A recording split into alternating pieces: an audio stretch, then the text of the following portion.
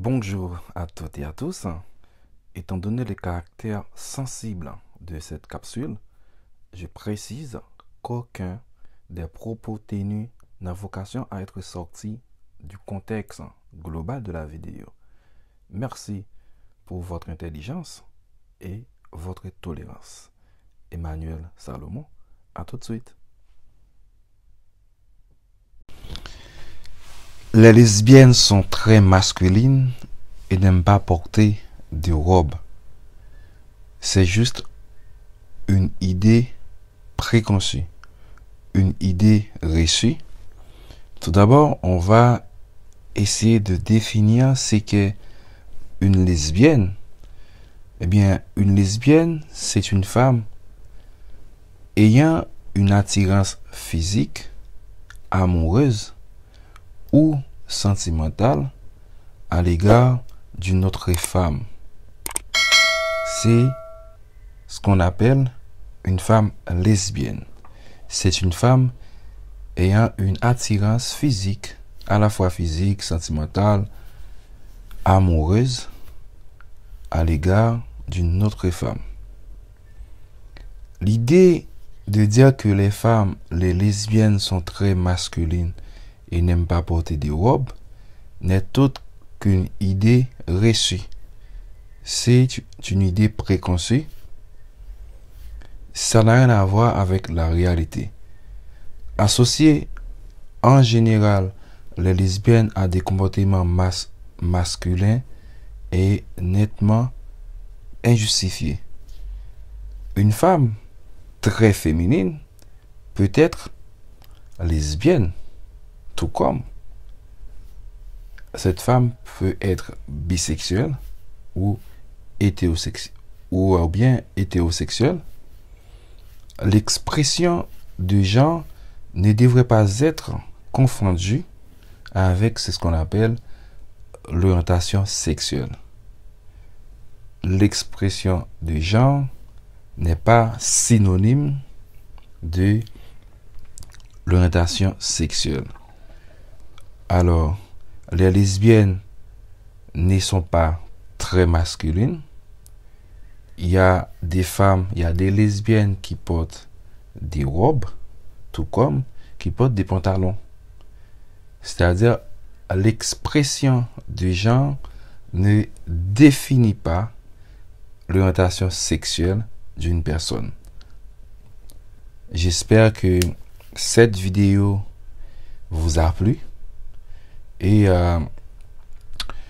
n'oubliez pas de vous abonner à cette chaîne YouTube Emmanuel Salomon et partager au maximum cette vidéo pour que beaucoup de gens puissent arrêter de discriminer les femmes qui sont différentes des autres parce qu'elles sont lesbiennes.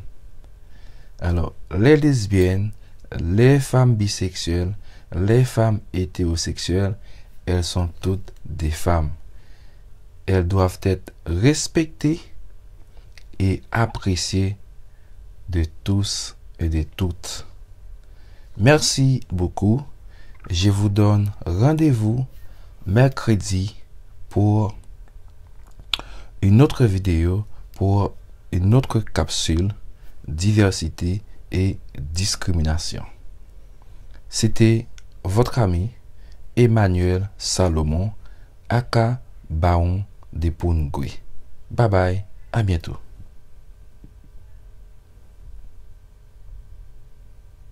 Une discrimination est un traitement inégal et défavorable appliqué à certaines personnes en raison de certains critères prohibés par la loi et dans un domaine visé par la loi. En 2015, les critères prohibés sont au nombre de 20. En voici la liste: l'origine, le sexe, les mœurs, l'orientation sexuelle, l'âge, la situation de famille, la grossesse, les caractéristiques génétiques, l'appartenance ou non-appartenance, vraie ou supposée, à une ethnie, une nation ou une race, les opinions politiques, les activités syndicales ou mutualistes, les convictions religieuses, l'apparence physique, le patronyme, l'état de santé, le handicap, l'identité sexuelle et enfin le lieu de résidence. Pour être considérée comme discriminatoire, la distinction doit concerner un des domaines suivants: l'accès à l'emploi, l'accès au logement, l'accès aux biens et services ou encore à l'éducation et la formation. La discrimination juridiquement répréhensible possède plusieurs formes: une forme directe et une forme indirecte. La forme directe est constatée lorsqu'une personne est traitée de manière moins favorable qu'une autre, ne l'est, ne l'a été ou ne l'aura été dans une situation comparable. Cette discrimination est visible. La forme indirecte est une disposition, un critère ou une pratique neutre en apparence, mais susceptible d'entraîner un désavantage particulier pour des personnes par rapport à d'autres personnes. Cette forme de discrimination n'est pas visible, mais implicite. La discrimination peut éventuellement prendre la forme d'un harcèlement discriminatoire. C'est un comportement qui a pour objet ou pour effet de porter atteinte à la dignité d'une personne lorsque ce comportement est lié à un des critères prohibés. L'effet peut être aussi de créer un environnement intimidant, dégradant ou humiliant.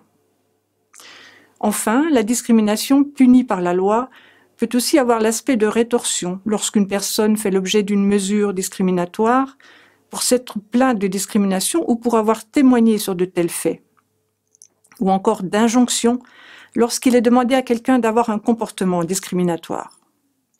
Vous l'avez compris, dans les cas précédents, la discrimination est punie par la loi car c'est un délit. En revanche, il existe des discriminations admises par la loi, celles justifiées par une caractéristique particulière, être une femme par exemple pour un défilé de robe de mariée, comme on en parlera plus loin, ou encore légales, comme être français pour exercer un métier dans l'armée française. Il y a donc bien lieu de différencier les idéologies comme le racisme, le sexisme, l'homophobie, qui sont des systèmes de théories et de croyances individuelles ou collectives sous forme de pensées ou de propos, mais sans acte réel, d'une discrimination qui est un acte posé.